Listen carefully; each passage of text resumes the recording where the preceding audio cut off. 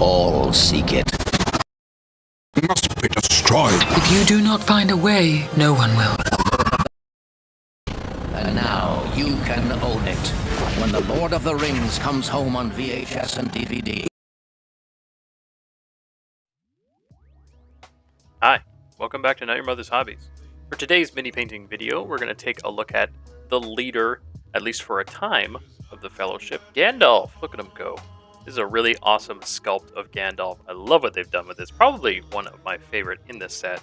And so we got to show you how to do this guy, Gandalf the Grey, without being too gray. So we're going to do a couple different shades of gray, try to bring out some of the blues that he's got, and yeah, not get too lost in the gray.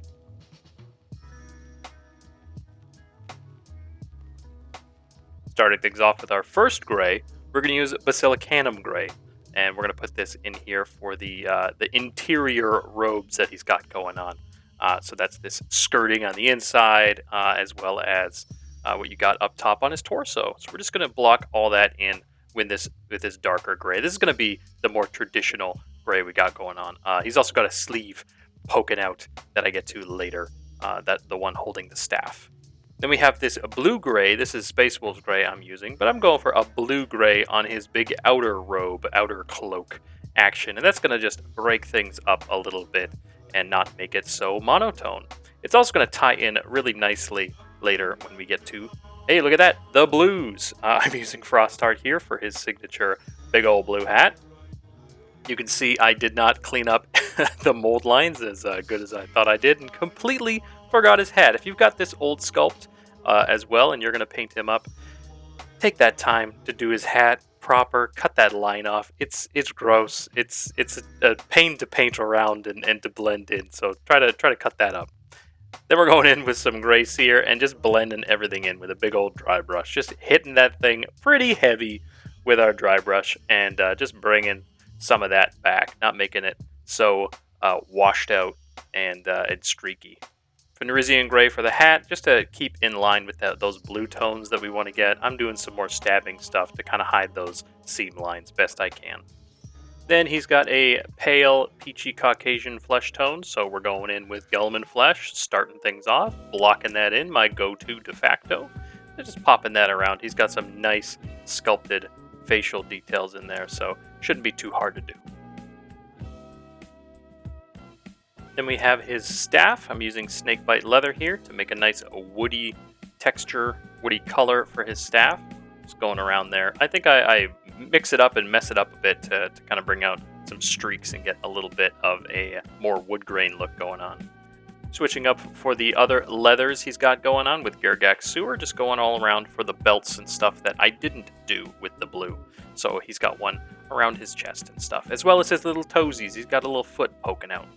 Then, of course, we blocked in the sword and switching into Nuln Oil to give a nice subtle gray for that beard.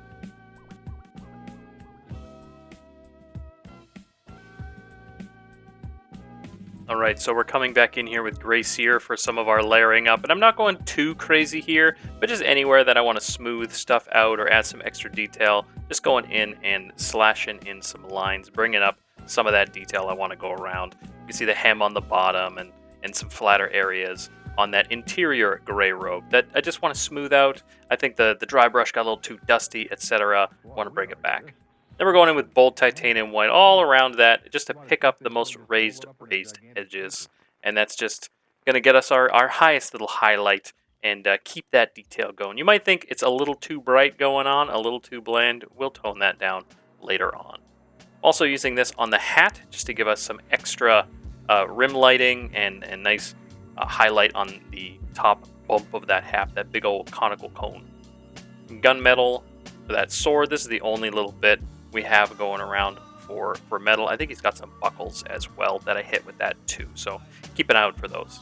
Cadian flesh tone, just getting rid of those streaks, building up our skin tones. Don't forget his little thummies, get those face details, etc. If you're brave, get his lip. If not, leave it alone. Kislev flesh for that next highlight, just working your way around and getting everything a little smaller, a little higher, a little more highlighted and detailed. And by that time, my gunmetal was dried, so I put on my Nuln Oil gloss on top of that. You can just use a dark tone and a gloss on top. Alright, going in for the extra mile. He's basically done, but there's a lot we can do to really make him shine. So first things first, I like to do that little pallid witch flesh, little bright highlight on the nose and the cheek, the knuckles, the fingers, etc. Add just a little bit of extra highlight in there for everybody to pick out. Gray Seer for our first of the L'Oreal highlights for his beard and his hair.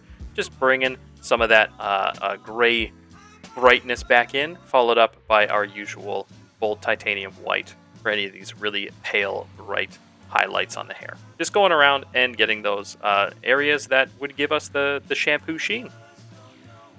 Following up our highlights, we have chrome here. This is going to finish off all the metallic. So I'm just doing that top edge of the blade, some little pings here and there, like this little bit on the belt.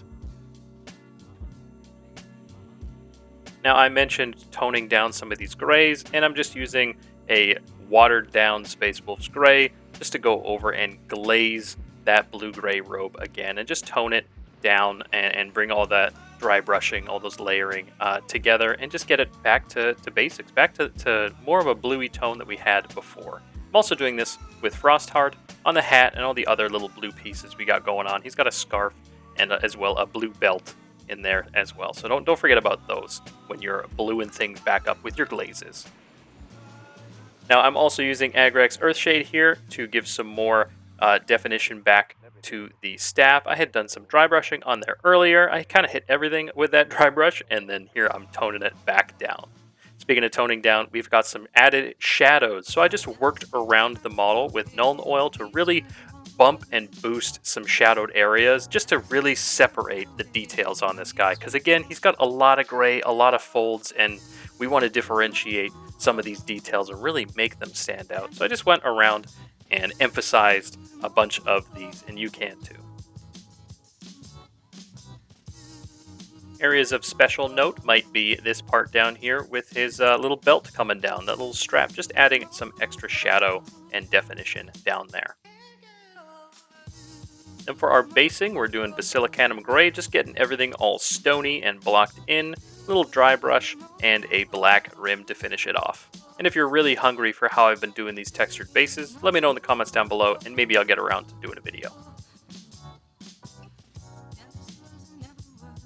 But there you have it, Gandalf the Grey.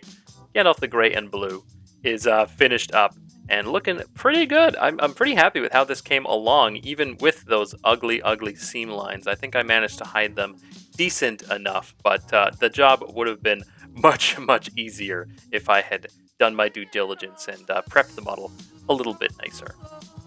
What do you think? Did I do a good job? Are you going to paint up Gandalf the Grey? Have you painted Gandalf? These sets have been out for a while now. Who's your favorite in the Fellowship? I really enjoyed painting this one, much more so than the two little bad boys we did previously. But hey, I think it's hard not to put Gandalf at the top of any lists, and most people would agree. But hey, thanks to everybody who's watching, who's liking, enjoying this series. Big ups, as always, to the patrons. You guys are superstars. Love you guys over there. And hope those of you on the Discord have been enjoying some of those behind-the-scenes posts and pics we've been doing recently as we go through the Fellowship and some of our other projects. As always, big ups, big thanks. I'll see you in the next one. Bye-bye!